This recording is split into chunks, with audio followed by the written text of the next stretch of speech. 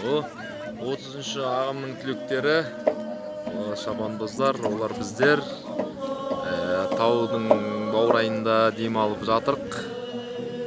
Бүгін демалыс күні. Жақсы өтіп жатыр демалыс.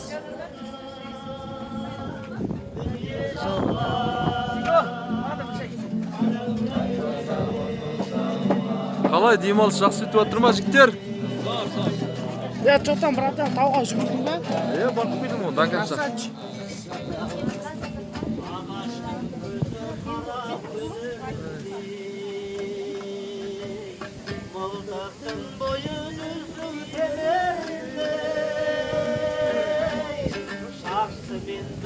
Көңіл күй қалай?